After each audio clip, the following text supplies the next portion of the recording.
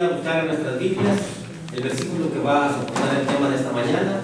Buscamos Primera de Pedro. Primera de Pedro, capítulo 1, versículos del 7 al 9.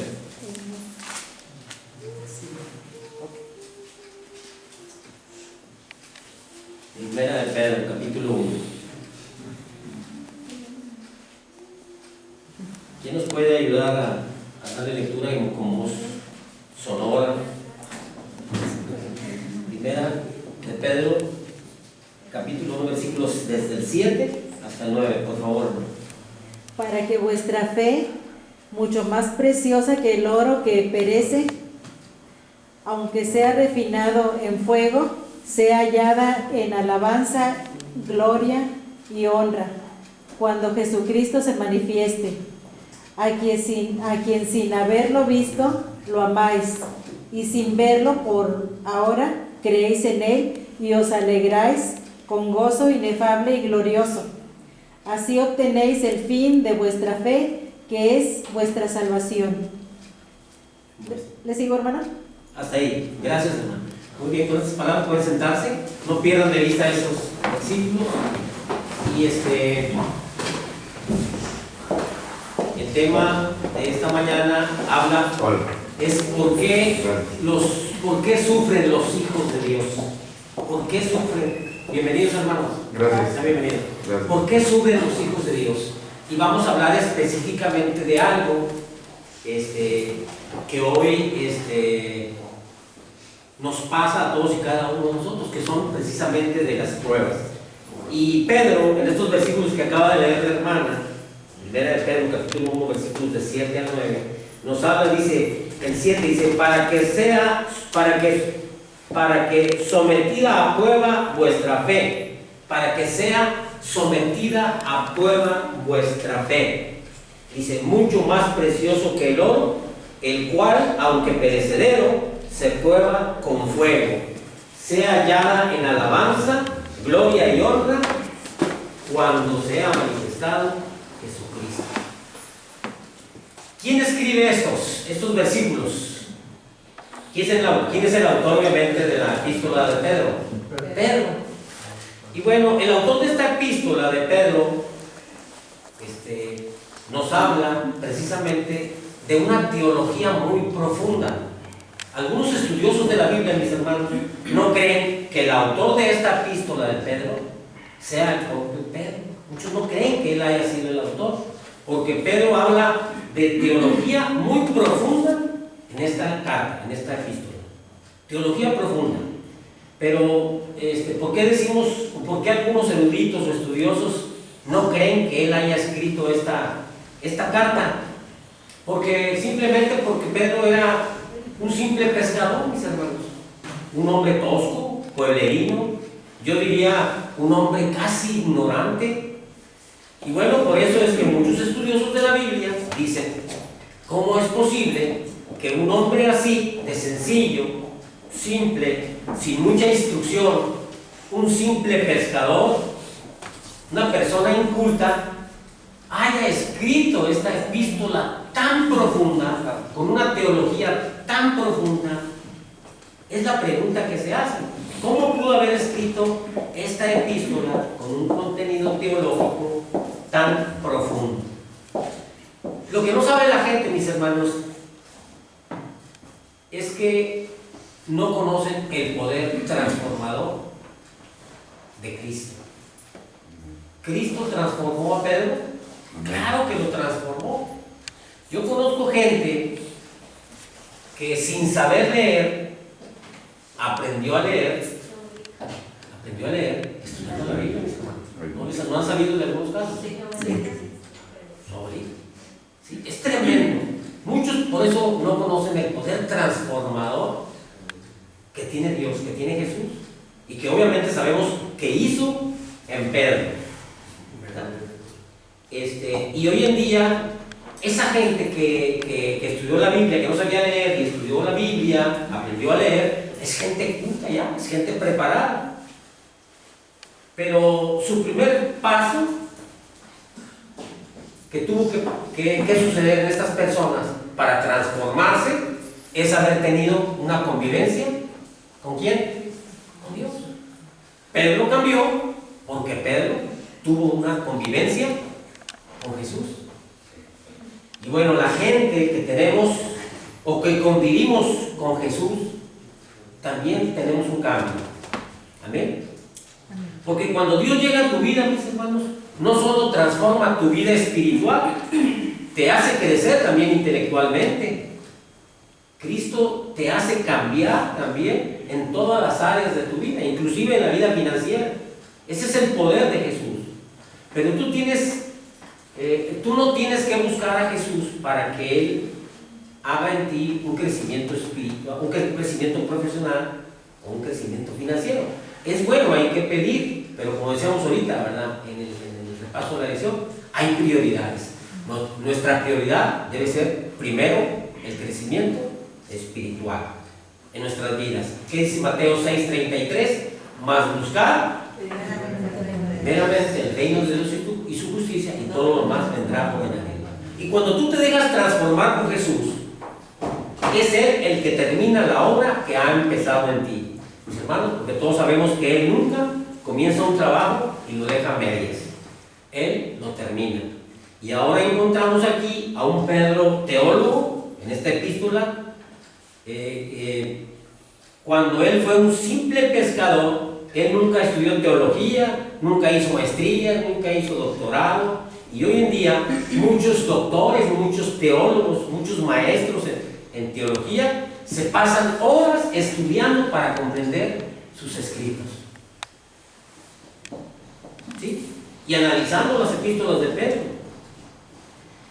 En esta epístola, Pedro, aparte de hablar de las pruebas, habla de la fe. Pedro dice: no te preocupes con el día de tu salvación. Si te vas a salvar o te vas a perder, dice él, no te preocupes. Tú vas a ser protegido por la fe. Pedro resalta que lo más importante de la salvación para el ser humano es su fe, su creencia, porque es lo que nos va a dar la salvación. Porque todo aquel que en él cree, para que todo aquel que en él cree no se pierda, mas tenga la salvación, tenga la vida eterna. Y bueno, ¿qué es la fe? Ya sabemos todo qué es la fe. La fe es la confianza que tú tienes en Dios, o que todos tenemos en Dios. Pero para que tú puedas confiar en Dios, es importante que tú tengas que convivir con Dios, ¿sí? Porque tú no puedes confiar en alguien que no conoces. Eso es lógico, ¿verdad? Y no puedes conocer a alguien con el cual tú no convives. Ustedes no me conocen a mí, ¿verdad? ¿Por qué? Pues porque no conviven conmigo. ¿Quién creen que conocerá más a Mario Hernández? Mi esposa. ¿Por qué? Porque mi esposa convive conmigo. ¿Y quiénes más me pueden conocer? Tal vez mis hijos, mis yernos, mis nietos. Ellos sí me conocen. Ustedes no, porque no conviven conmigo. Pero no me conocen porque no saben cómo reacciono delante de las dificultades, delante de los momentos difíciles. No saben cómo reacciono. No me conocen, ¿sí? Pero los que conviven conmigo, pues sí me conocen. Y para conocer a una persona, pues definitivamente debemos recalcar que hay que convivir con ella. Entonces, para confiar en Dios, tú tienes que convivir con Dios, ¿no es cierto? Para confiar en Dios, tienes que convivir con Dios. Y si no convives con Dios, ¿qué pasa? Pues no lo puedes conocer. Y si no lo conoces, no puedes decir que confías en Dios. Yo no puedo decir que confío en Dios si no lo conozco. Yo no puedo encontrarme con el primero que me encuentre en la calle y confiar en él. ¿Por qué? Porque no lo conozco. Y si no confías en Dios, si no lo conoces, si no convives, y si no confías en Dios, pues tampoco tienes fe. No puedes tener fe en alguien que no conoces. Entonces, ¿Qué fe te va a guardar para el final, para el día postrero? ¿Cuál es la fe? La pregunta ahorita es, ¿cómo está mi convivencia y mi relación con Dios? ¿Qué tanto confío en Dios? ¿Cómo está mi fe? ¿Mi fe es una fe pequeña? ¿Es una fe mediana? ¿Es una fe grande, fortalecida? ¿En mí hay una fe inquebrantable? Que a pesar de las dificultades, que pase lo que pase, me voy a mantener firme, porque estoy cimentado en la roca, que es Jesús. Esa debería ser mi pregunta. Porque Pedro dice, es la fe la que te va a guardar para el día de la salvación. Es la fe, dice Pedro, es la fe la que te va a guardar para el día de la salvación. Es decir, que si tú llegas en los días postreros, desde ahorita hasta cuando venga Jesús, lo único que te va a salvar es que te hayas mantenido obediente, firme, ¿sí?, a la palabra de Dios. Conocer a Jesús. Conocer a Jesús. ¿Cómo se convive con Jesús? ¿Cómo conocemos a Jesús? Bueno, pues ya sabemos todos. Estudiando la Biblia todos los días, aunque no tenga ganas de estudiar la Biblia. Escuchen. ¿Cómo se convive con Jesús? Estudiando la Biblia todos los días, aunque no tengas ganas de estudiar la Biblia. ¿Escucharon? Aunque no tengamos ganas. ¿Y por qué digo aunque no tengamos ganas? Porque generalmente no te dan ganas de estudiar la Biblia. ¿Quién tiene, se levanta en la mañana con muchas ganas de estudiar la Biblia y al mediodía estudiar la Biblia y en la tarde, ay, tengo muchas ganas? Sí, no dudo que haya gente que lo haga. Pero la pregunta es, ahorita nos hacemos, yo soy una de esas personas. Ay, tengo muchas ganas en la mañana, a las 5 de la mañana que me levanto, voy a estudiar la Biblia, vamos a ver salmos y huele con ganas. Entonces, tenemos que estudiar la Biblia aunque no tengamos ganas. ¿Y por qué no tenemos ganas de estudiar la Biblia? Generalmente, porque tiene naturaleza pecaminosa. Porque tenemos naturaleza pecaminosa. Y la naturaleza pecaminosa de algunos es que nos gusta ir a la iglesia, nos gusta cantar, vamos a la iglesia, cantamos, nos emocionamos, escuchamos los sermones y listo, y ya. Vengo a la iglesia, canto, me emociono, salgo de la iglesia y durante toda la semana no pasa absolutamente nada. Aquí no pasó nada. Y me vengo otro sábado y otra vez emocionado y cantando y sí.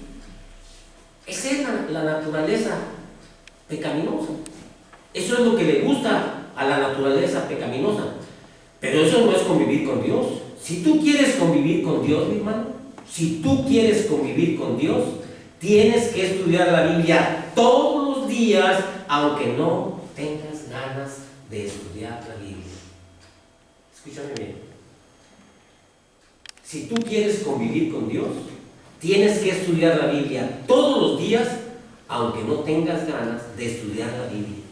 Tienes que orar todos los días, aunque no tengas ganas de orar. Y tienes que traer una persona a Jesús y compartir con Él, como muchos lo han hecho. Eso es la única forma que nosotros podemos convivir con Jesús. Eso es lo que usted tiene que hacer, eso es lo que yo tengo que hacer, eso es lo que todos tenemos que hacer.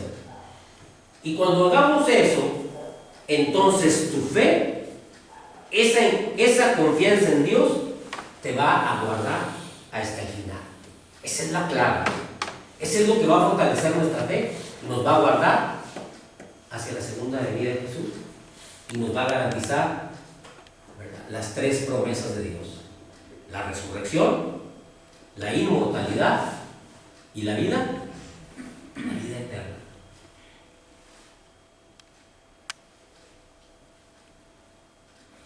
¿Sí?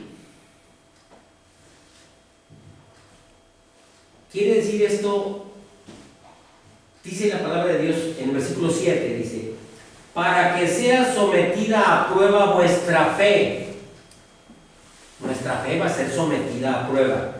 Mucho más precioso que el oro, el cual, aunque perecedero, se prueba ¿con qué? Con fuego. ¿Sí? Dice, quiere decir esto que tu fe va a ser sometida a prueba. Y va a ser sometida a prueba mucho más preciosa que el oro.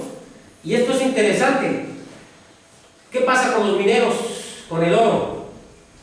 Lo agarran, lo ponen a altas temperaturas de fuego para que el oro, como piedra, se vuelva líquido. Se vuelva líquido. De tanto calor, a temperaturas tan altas, el oro se vuelve líquido. ¿Se acuerdan de los frisoles?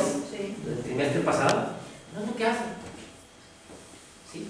De tanto calor comienza a hervir el oro. Y entonces, cuando está hirviendo, le echan unas mezclas químicas para que a través de esas mezclas químicas salga toda la escoria del oro y que quede oro puro. Y cuanto más fuego le ponen al oro, más puro se vuelve y queda el oro. Ustedes han oído hablar del oro de 18 quilates, de 22 quilates, ¿sí? Eso es pureza de oro, oro puro. Entonces, ¿quién purifica a el oro? El fuego, altas temperaturas. El oro es más puro cuando ha sido quemado más veces. Ahora, esto es interesante, el fuego purifica el oro. Ahora el texto bíblico de Pedro dice que el fuego es la prueba. Dice el texto bíblico de Pedro, dice que el fuego es la prueba. Y son las pruebas de la vida. ¿Qué es lo que nos purifica a nosotros? Si el oro purifica, si el fuego purifica el fuego que nos va a purificar a nosotros en nuestras pruebas es el dolor y el sufrimiento.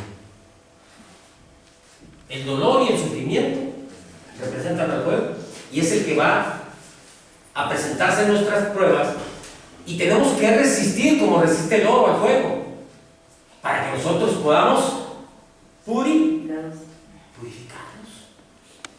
Son las pruebas. Porque les voy a decir una cosa, mis hermanos, y entiéndanlo bien, por favor. ¿Qué es una prueba? ¿Qué es una prueba? Bueno, pues una prueba es todo lo que te hace sufrir, todo lo que te hace llorar, todo lo que te aflige, la pérdida del empleo, tu hijo se enferma, tu mamá se muere, tu esposo te abandona, aflicciones, pruebas y pruebas. Eso son las pruebas. Todo eso.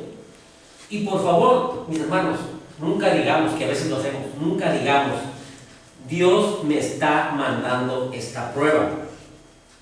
Porque Dios no manda pruebas. ¿O sí las manda Dios? No. Dios no manda las pruebas. Todo lo que te hace sufrir no viene de Dios. ¿De quién viene? Del diablo. Todo lo que nos hace sufrir viene del diablo. Porque Dios dice en Jeremías 29:11. ¿Qué dice Jeremías? Vamos a Jeremías 29:11, por favor. Jeremías. Hermosa promesa.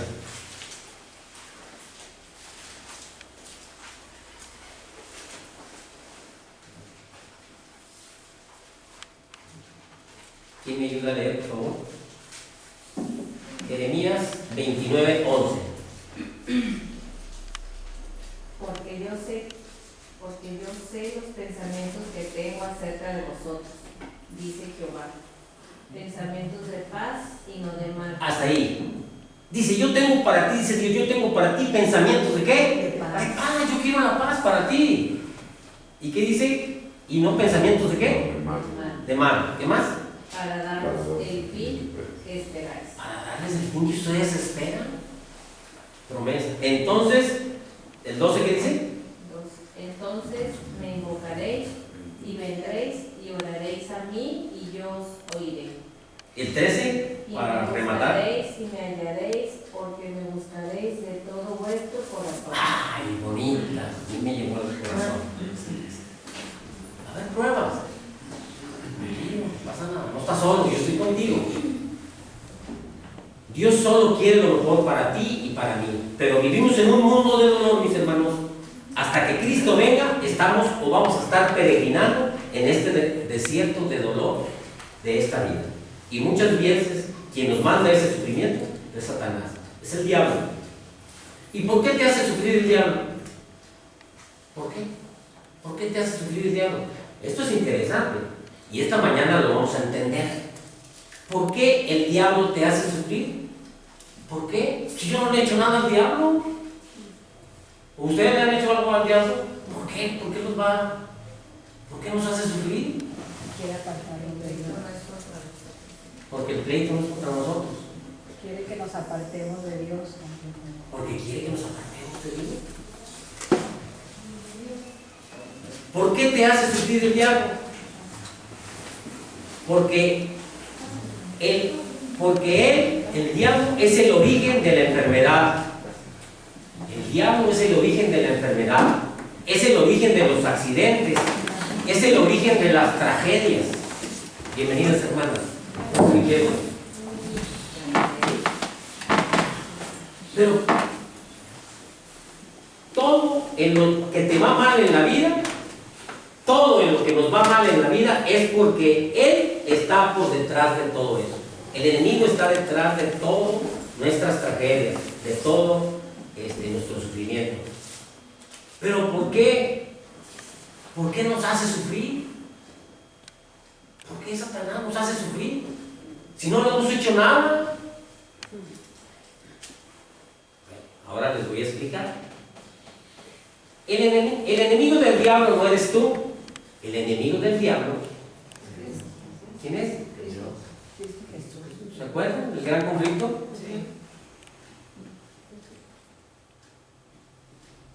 ¿Sí?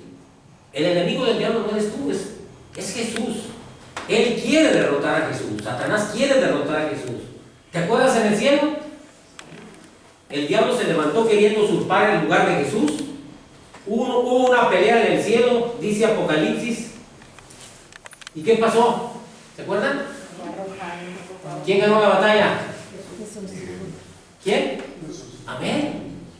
Hubo una batalla y el diablo perdió y fue expulsado del cielo. Pero cuando el diablo perdió y fue expulsado, pensó y dijo, el diablo, esta vez me venciste. Pero la pelea no termina. Espérate, ya lo vamos a ver.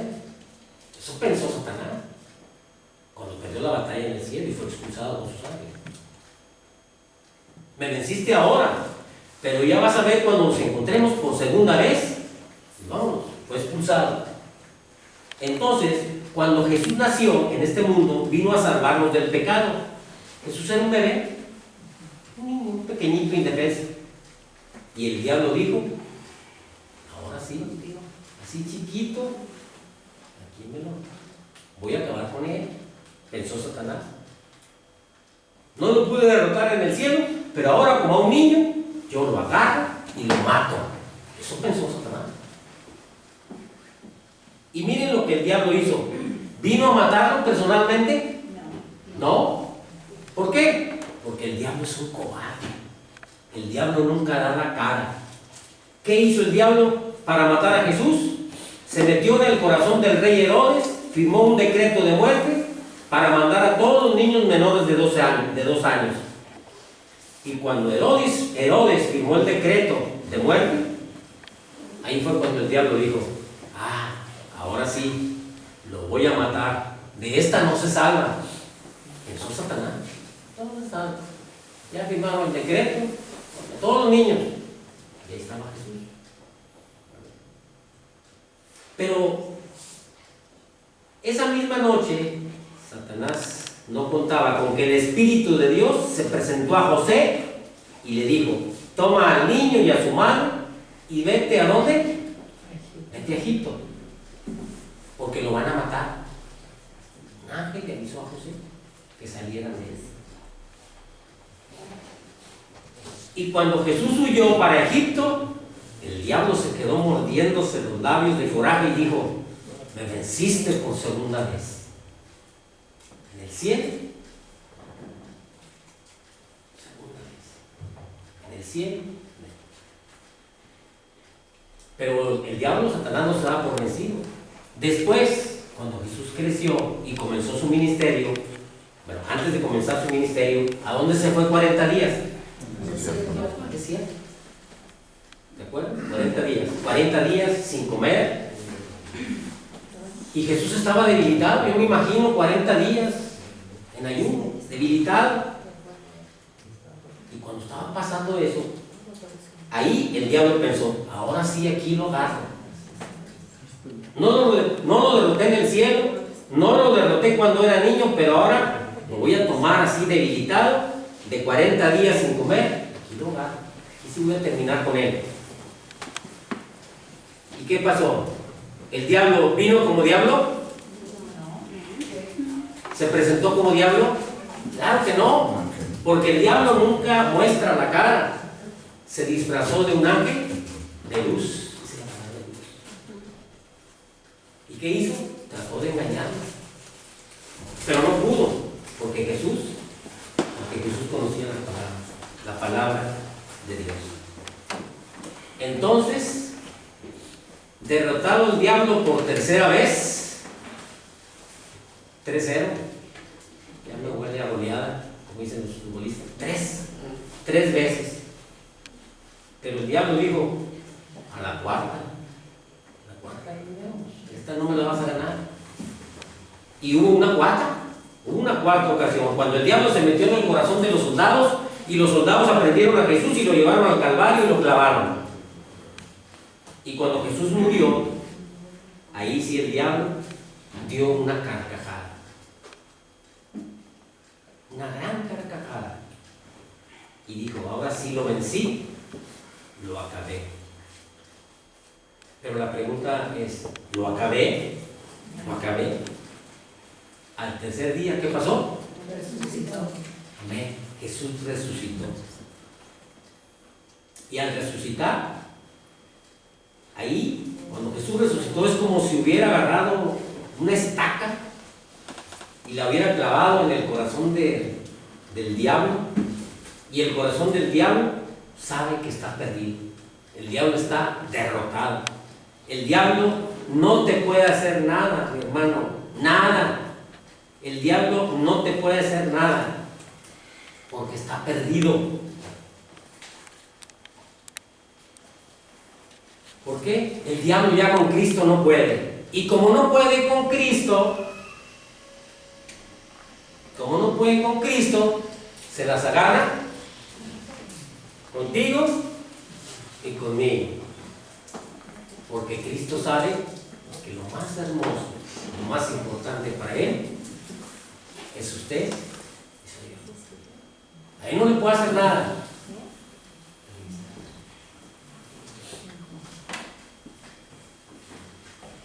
Porque Satanás sabe que Jesús lo que más ama eres tú. Y ya no puede con Cristo y se las agarra con nosotros, se las agarra contigo y te hace sufrir, te hace perder el empleo, te hace que nazca un hijo enfermo, esto y aquello, y acaba contigo, te hace sufrir, y la ansiedad y la depresión, y acaba contigo. En realidad, el diablo no tiene nada contra ti y te hace sufrir porque sabe que haciéndote sufrir a ti, está haciendo sufrir. Ese es como trabaja Satanás. Así es. Así lo entendemos, ¿no es cierto? Ahora viene Pedro y dice así. Dice: pero es que los sufrimientos que te vienen a la vida no te pueden destruir, porque tú no eres madera, tú no eres plástico. Dice: los sufrimientos que te vienen a la vida no te pueden destruir, porque tú no eres madera, tú no eres plástico, tú eres oro.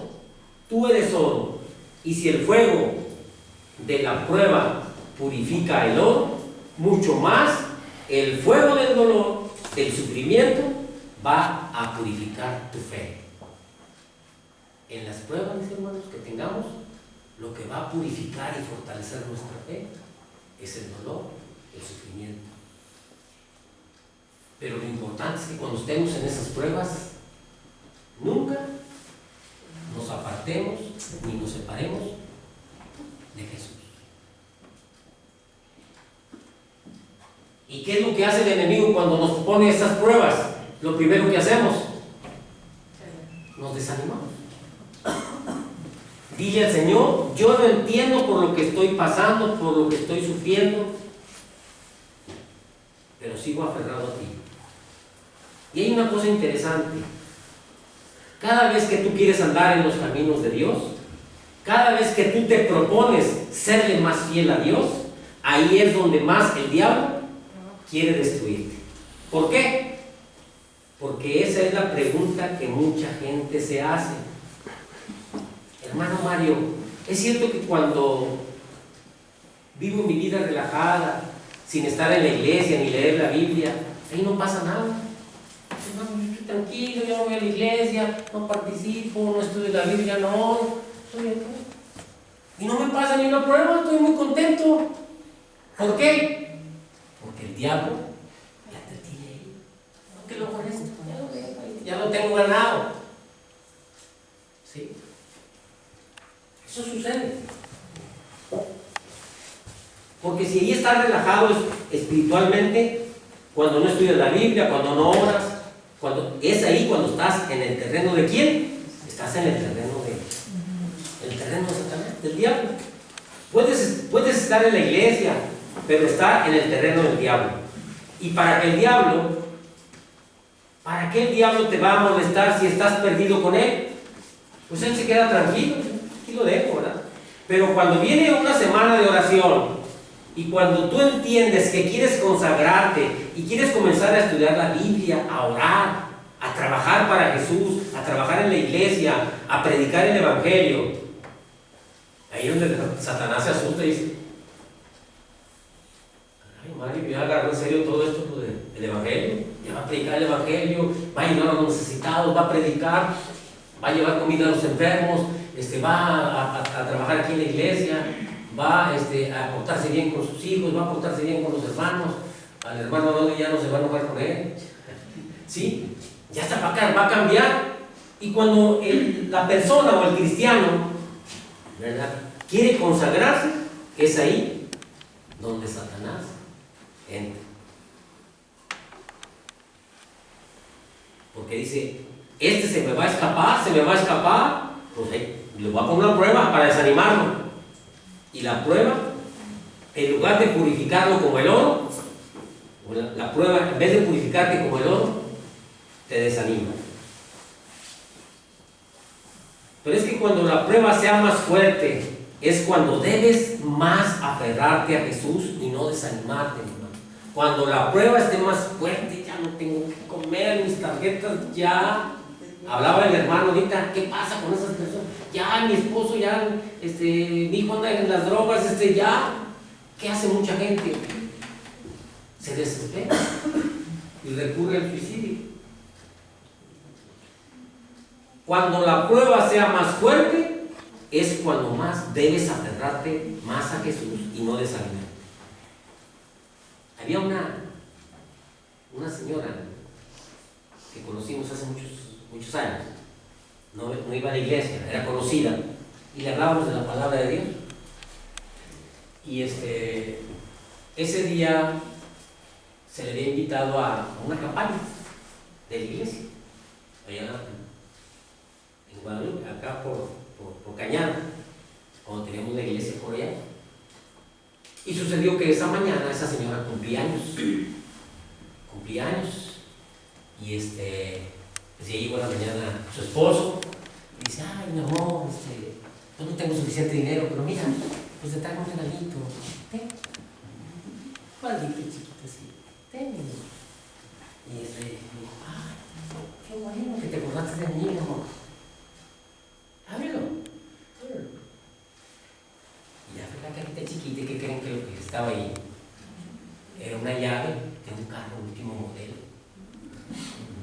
Y luego dice, ven, fueron allá al coche. Y un carro último modelo, importación, muy bonito, con un moño. Y dice, ay, qué bueno, qué bien. Estaba muy contenta. Y como la había invitado a la campaña, digo, ay, qué bueno, estoy muy contenta y quiero dar gracias a Dios por esto. Dice, quiero dar gracias a Dios porque primero mi esposo se acordó de mi cumpleaños, porque hay muchos esposos que no nos acordamos del cumpleaños de nuestras esposas. Número 2, me dio un regalo, y no me dio cualquier regalo, me dio un carro, último modelo, ¿verdad? Digo, me invitó, hermano, voy a ir. Entonces fui a la tienda de la campaña y mi padre, ese día estaban ya haciendo el llamado y se emocionó tanto, ¿verdad? Yo quiero entregar mi vida aquí. Venga, hermano, vamos a orar con usted, ¿verdad?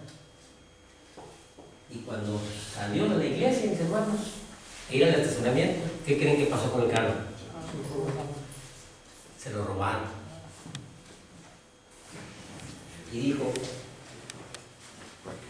yo estaba acá muy tranquilo, nunca había ido a la iglesia, pensaba entregarme a Dios ni nada, nunca me habían robado ni un alfiler, y ahora que pensé consagrarle a Dios, darle gracias a Dios, estar en el camino de Dios, me robaron mi casa.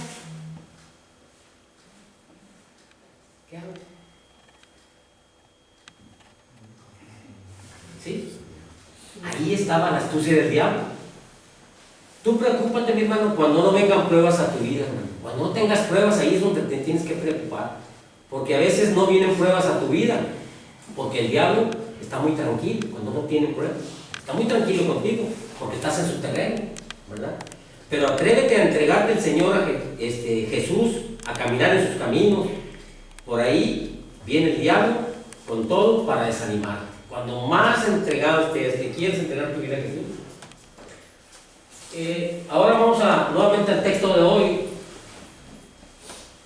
Dice, para que sea sometida, para que tu fe pueda ser sometida a prueba. Dice que tu fe, para que sometida a prueba vuestra fe. Dice, tu fe tiene que ser probada. Porque una cosa es decir, sí, yo creo, y decir yo creo en Dios, y no practicar. Debemos tener una fe práctica, una fe fortalecida, una fe inquebrantable. El dolor y el sufrimiento de las pruebas son las que fortalecen nuestra fe. Cuando nos mantenemos fieles y obedientes a las pruebas, sometiéndonos a la voluntad de Dios, nuestra fe se va a fortalecer. Así es la fe. Cuando más dolor viene, cuando más sufrimiento viene a nosotros, nuestra fe se fortalece. Por eso es que por medio del dolor, o en el medio del dolor, tienes que agradecer a Dios. Él sabe, Él no te manda el dolor, pero Él va a aprovechar el dolor. Dios va a aprovechar el dolor que el diablo te manda para fortalecer tu fe. Para que sea sometida a prueba vuestra fe, dice, mucho más precioso que el oro, el cual aunque perecedero, se prueba con fuego. Entonces, si el oro se prueba con fuego, la fe, que vale mucho más, ¿cómo no va a ser probada con el fuego? Dice Pedro. Claro que tiene que venir el fuego del dolor para fortalecer tu fe. Dice, para que nuestra fe sea hallada en alabanza y gloria. Para que nuestra fe sea hallada en alabanza y gloria. ¿Cuándo? ¿Cuándo va a ser hallada nuestra fe en alabanza y gloria? Cuando Cristo venga. Efectivamente. En este mundo vamos a tener dificultades. Los cristianos vamos a tener dificultades. Pero no te desanimes, porque no estás solo. Vamos a Salmo 34, ya vamos terminando. Salmos 34.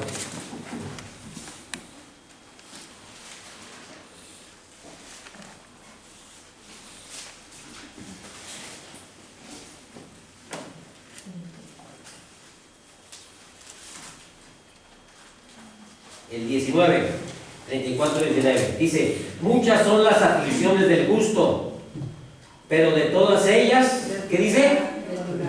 ¿Decimos amén? Amén. El 18 dice, cercano está Jehová, ¿a quiénes? ¿Y qué pasa?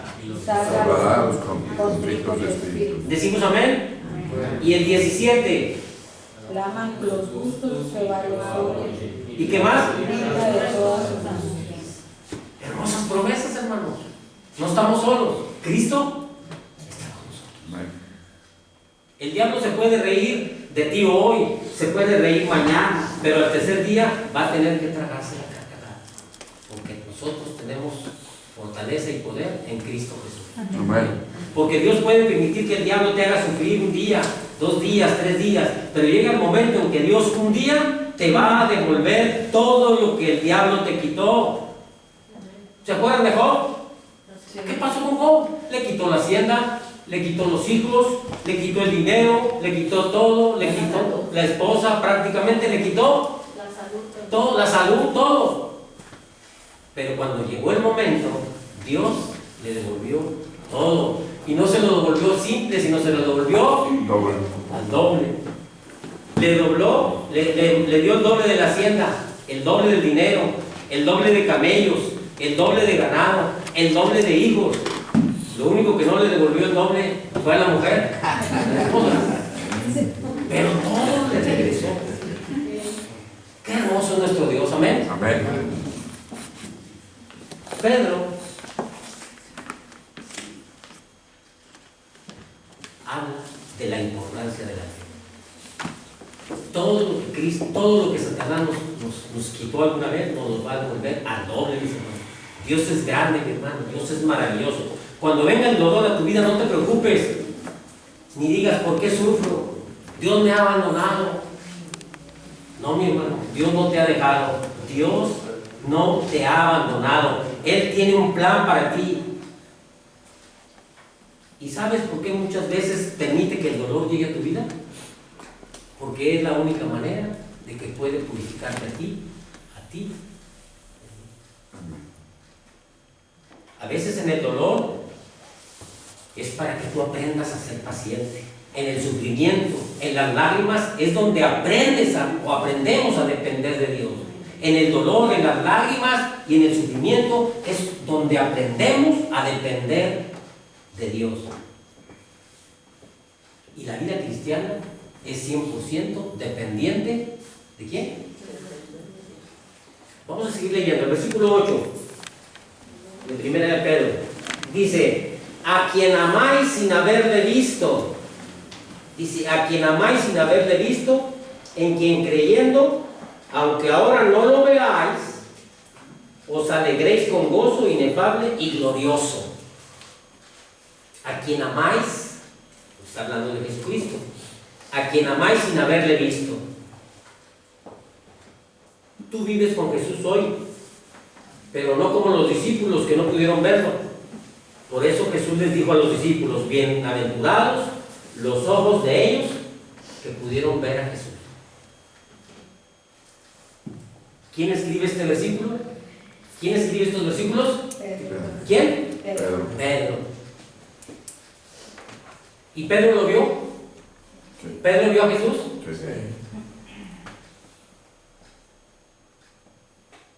¿Pedro amó a Jesús? Tú sabes. ¿Pedro amó a Jesús? Sí, tú sabes, Señor, que te amo. ¿Y por qué lo traicionó?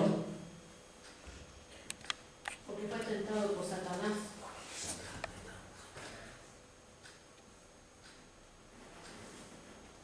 Pedro lo traicionó. Yo me imagino cuando resucitó Jesús, se le apareció a los discípulos y los discípulos estaban ahí en la playa, ¿no? Y ahí estaba Pedro. Y llega Jesús. Me imagino Pedro a esconderse. Pues lo negó 3 veces, ¿se acuerdan? Pero también se arrepintió. Que llega Jesús y Pedro. A ver, ¿cómo están, hermanos? Me imagino que cuando llegó con los discípulos ahí Pedro, ¿con qué cara veo a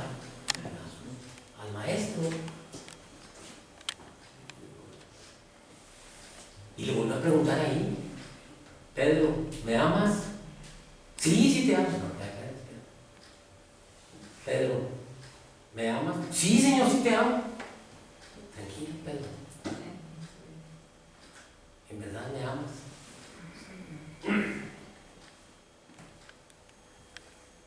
Y Pedro empezó a llorar. Ahí Pedro empezó a derramar lágrimas. Y le dijo, Señor, tú sabes todo de mí. Tú conoces lo que pasó en mi vida. Y le dijo, dame una oportunidad de amarte, Señor. Pedro dijo, dame una oportunidad de amarte, Señor. ¿Y qué creen que le contestó Jesús? Dijo, sí. Le dijo, sí. Y te voy a confiar una misión, Pedro, que prediques el Evangelio. Mis hermanos, en la primera predicación de Pedro, bautizó ¿a cuántos? 3,000. Es grande, es poderoso el poder de Dios.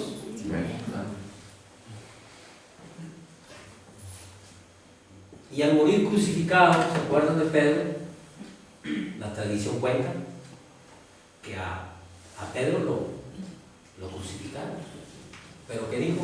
No soy digno. De morir como mi Salvador. ¿Y cómo murió? De cabeza.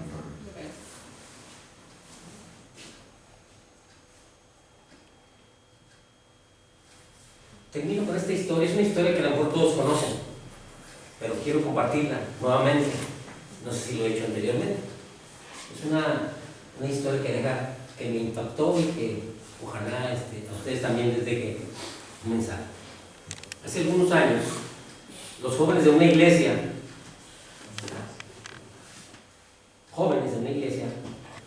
en Brasil fueron a participar a un congreso de jóvenes en el sur de Brasil.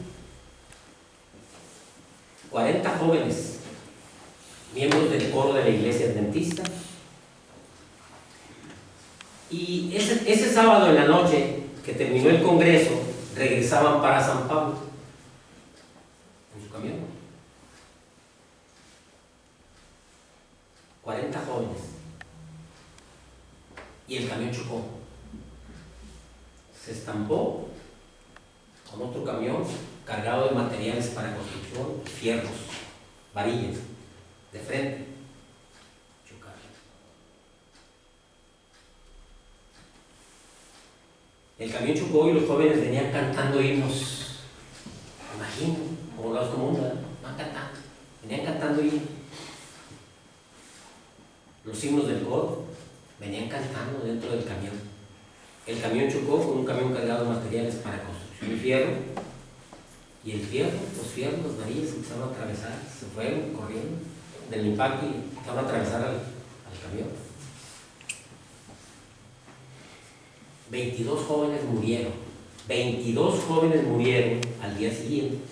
Y al día siguiente, los periódicos publicaron la noticia. Un periódico atrevido publicó lo siguiente, a 8 columnas. ¿Dónde estaba Dios cuando sus hijos cantaban? ¿Dónde estaba Dios cuando sus hijos cantaban? El dolor es un misterio, ¿sabes?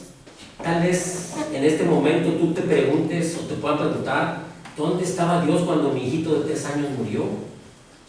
¿Qué culpa tenía mi hijito cuando murió de leucemia?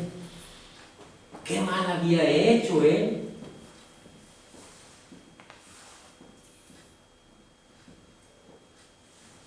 Y es que no necesitas hacer mal para sufrir. No necesitas ser malo para sufrir. El diablo se deleita en hacerte sufrir.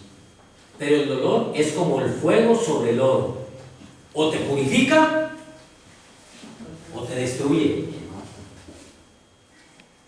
Interesante, mis hermanos, que entre estos jóvenes había que murieron, había una jovencita, entre esos 22 que fallecieron, había una jovencita que hacía 6 meses había sido bautizada en la iglesia. 6 meses atrás había sido bautizada contra la voluntad de sus padres. Ese día que falleció, ella tenía 22 años. Una jovencita. El día que se bautizó esa jovencita, su padre le dijo: olvídate que soy tu padre y olvídate que tú eres mi hija. Lo peor que pudo haberme pasado en esta vida es que tú hayas traicionado la fe de tus padres, de tus abuelos, de tus bisabuelos. Ya no soy tu papá.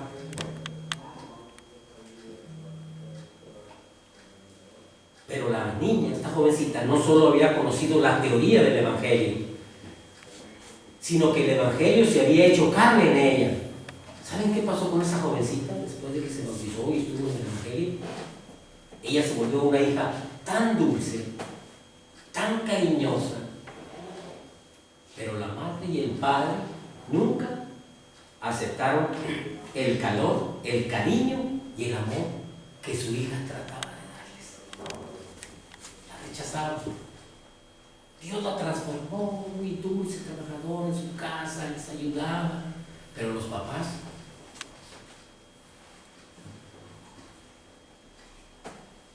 Aquel viernes de tarde, el viernes de tarde, cuando se iban a ir al Congreso, esta jovencita, esta niña, se fue a despedir del papá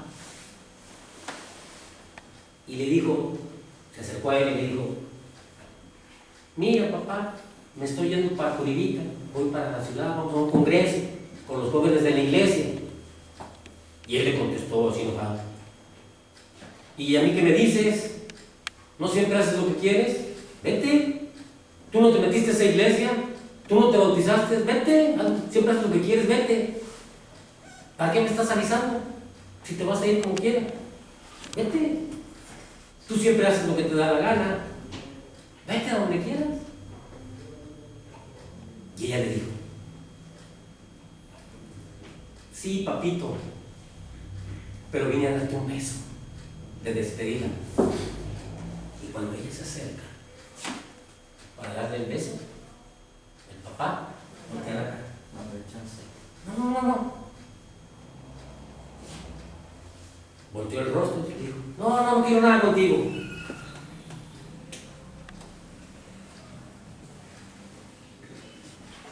Y en el camino de regreso, el camión cuando choca, la niña, esta jovencita, muere. ¿Sabes que los hijos de Dios también morimos en accidentes, hermano? No sé cuántas veces te pasa un accidente y dices: ¿dónde estaba Dios? Dios está en el mismo lugar, está en el mismo lugar. Jesús dijo que cuando la lluvia cae, moja a los justos y a los injustos. Y que cuando el sol sale, alumbra a los justos. Estamos en el mundo, mis hermanos. Ese padre hizo tanto escándalo en la iglesia, quiso meter una demanda, mucho escándalo en la iglesia. Y el día del sepelio, estaban enterrando a esos 22 jóvenes, 22 cajones, estaban ahí, y mientras sepultaban a los jóvenes que sobrevivieron, junto con los demás miembros de la iglesia, cantaban. Sus amigos estaban siendo enterrados y ellos lloraban. Las lágrimas caían, pero cantaban: más allá del sol, más allá del sol. No sé qué himnos cantaban, pero cantaban. Cantando y también lloraban. Lloraban, mis hermanos, porque tenían tristeza, y cantaban porque tenían esperanza. Es que los seres humanos que aprendemos a confiar en Cristo, mis hermanos, somos capaces de cantar en medio del dolor. ¿No les ha pasado en algunos sepelios o funerales? Los hermanos de la iglesia cantando. ¿Cómo es posible? Llorando y cantando de alegría, con sentimientos encontrados. ¿Por qué? Lloran de tristeza, pero cantan porque piensan que hay Esperanza. esperanza.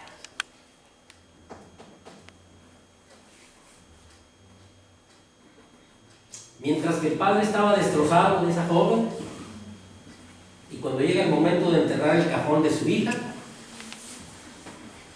la meten en el cajón. ¿Qué creen que hizo el Señor? Se lanzó por el cajón de su hija y decía: entiérrame con ella, enciéndeme con ella, quiero morir, quiero morir, quiero morir.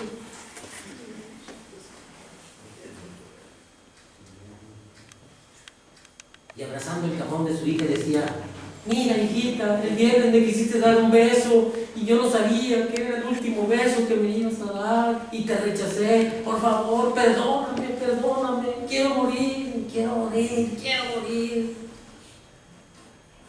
Fue una escena muy triste, muy dramática y triste. Y cuando finalmente sacaron al padre, enterraron, se juntaron a todos se fueron del panteón, todos. El hombre se quedó solito junto a la tumba de su hija. Ahí estaba el Señor. Y la mejor amiga de su hija, que por cierto se salvó del accidente, y fue ella, esa amiga de la que les hablo ahora, que fue justamente la que la llevó al Evangelio, al conocimiento de la palabra de Dios. Y ya cuando se estaba yendo, también ella, ¿sí?, dice que volteó y vio al Señor, papá de la. Hizo esto y pensó, y dijo: voy a regresar, aunque esté enojado. No sé qué me va a decir, pero dice que se regresó.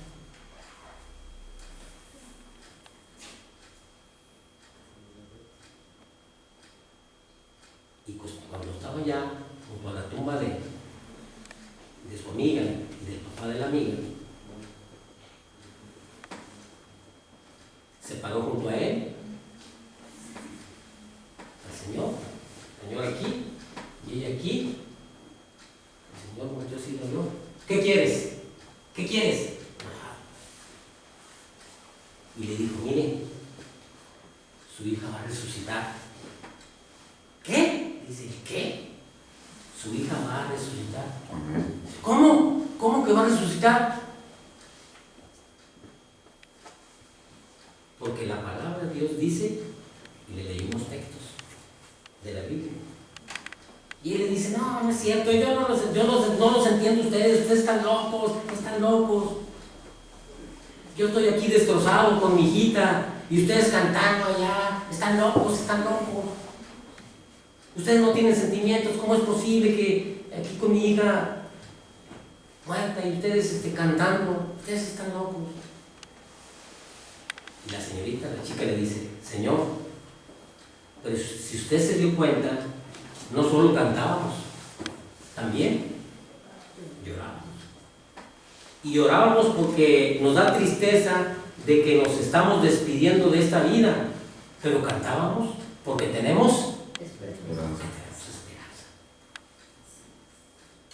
Y le voy a decir: porque su hija va a resucitar. Y yo, dice la muchacha, y yo voy a volver a abrazar a mi amiga. Dice: ¿cómo va a resucitar? ¿Cómo va a resucitar? Entonces la joven agarró el texto bíblico y le lee algunos de los textos que ya leímos ahorita, que dice: cuando suene la trompeta, los muertos en Cristo. Le leyó eso, la Biblia. 1 Corintios 15, 51, 52, 53. Su hija le vuelve a decir la señorita, su hija va a resucitar porque murió en Cristo. Y ese hombre que estaba ahí, cuando le empezó a leer, se sorprendió y abrió los ojos. Ya empezó a cambiar. Y le dice el Señor, entonces, ¿quiere decir que mi hija va a resucitar? Sí, Señor, va a resucitar. ¿Quiere decir que yo la voy a volver a ver? Y le dice la señorita, ahí sí no sé, Señor. ¿Cómo que no sabes? Pues no dices que va a resucitar. Sí, va a resucitar. Pero entonces, ¿no la voy a volver a ver? Y vuelve a decir ella, pues no sé. ¿Pero cómo no sabes? ¿Cómo que no sabes?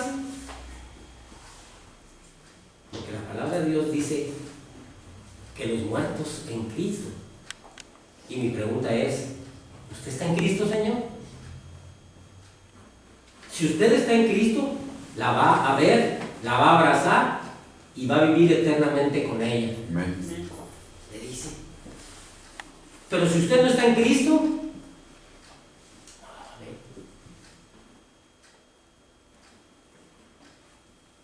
¿y qué hago para estar en Cristo? Ya más convencido. ¿Y qué hago para estar en Cristo? Ya le bajó ahí. ¿Qué hago para estar en Cristo? Porque yo quiero abrazar a mi hija. Ella le dijo, abra su corazón a Cristo aquí. Dígale que le ama, que ama su palabra y que ama a Jesús.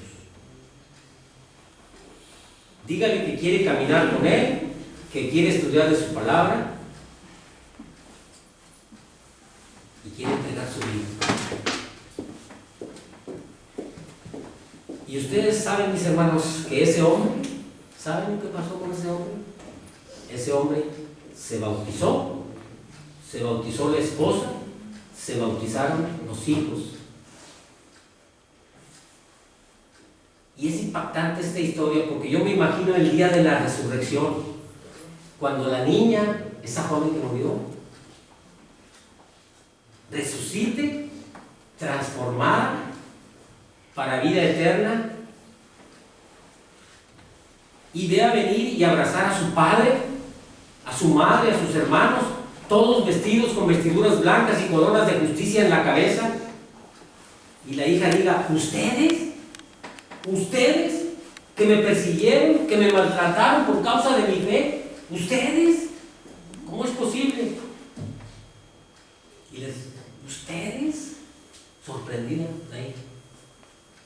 Y el padre le contesta y le diga, hija, en ese momento, en ese encuentro, cuando la hija le diga, y sorprendidas que por qué están ahí, el padre le diga, hija, tal vez si tú no hubieras muerto, nosotros nunca hubiéramos conocido y nunca nos hubiéramos reunido con Jesús. ¿Saben una cosa, mis hermanos? El dolor nunca llega sin motivo y sin ningún propósito. El dolor tiene un motivo siempre que se presenta y tiene un propósito. El dolor llega para purificarte, a veces para sacudirte, llega para hacerte pensar. Por eso la Biblia dice, hoy es el día de las buenas nuevas, hoy es el día de la salvación. En esta mañana quiero hacer una invitación y es para todos ustedes, los que quieran. Si quieren decirle esta mañana a Jesús, Señor, Jesús, yo quiero amarte, dame la oportunidad de amarte. Señor, yo te quiero entregar mi vida, yo quiero estudiar tu palabra, yo quiero conocer más del Evangelio, yo quiero prepararme para ir al cielo cuando tú vengas. Hermanos, vamos a escuchar el himno Si la fe me abandonara, creo que es el 430, Si la fe me abandonara. Al estar escuchando este himno, si queremos reconsagrar nuestras vidas o hacer un pacto renovado con nuestro Dios y decirle, yo quiero encontrarme contigo.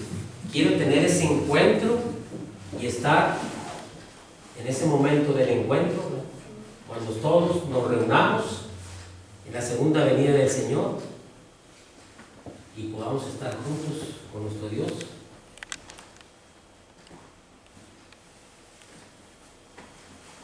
Y digamos, este es nuestro Dios, en quien hemos confiado, en quien nuestra fe,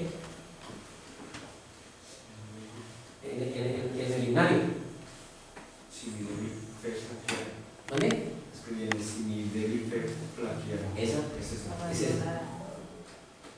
Vamos a escuchar, conforme vayamos escuchando y Dios toque nuestro corazón para ir renovando nuestro pacto con Dios.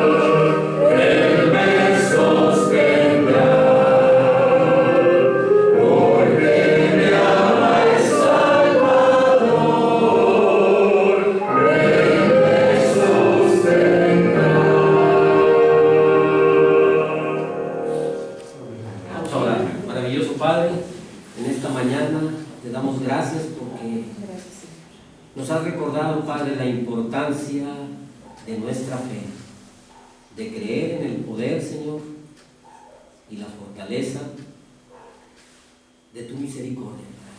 Queremos renovar en esta mañana un pacto contigo de que vamos a ser fieles y que, Padre, aún en las pruebas más duras del dolor y del sufrimiento, Señor, perseveraremos confiados en ti, porque dice tu palabra: el que perseverare hasta el fin, ese será salvo. Queremos encontrarnos con nuestros seres queridos y principalmente contigo en esa mañana gloriosa de la resurrección, donde tú nos des la vida eterna, Señor, y la inmortalidad para vivir contigo para siempre, donde ya no habrá más llanto, más muerte, más sufrimiento y más dolor. Creemos que en esta vida podemos tenerlo, Padre, si estamos aferrados a ti, a través del estudio de tu palabra, a través de la oración y a través de la predicación de tu evangelio. Queremos hacer ese compromiso contigo, de seguirnos preparando, Señor, hoy, en este momento, para tu pronta venida. Quédate con nosotros, Señor. Bendícenos. Si hay alguna necesidad en nuestras vidas, cualquiera que sea, súplela de acuerdo a tu voluntad. Señor, quédate con nosotros. Lo pedimos, lo agradecemos, llenos de fe, llenos de esperanza, en el maravilloso y precioso nombre de Jesús. Amén y amén. Hermanos, feliz sábado.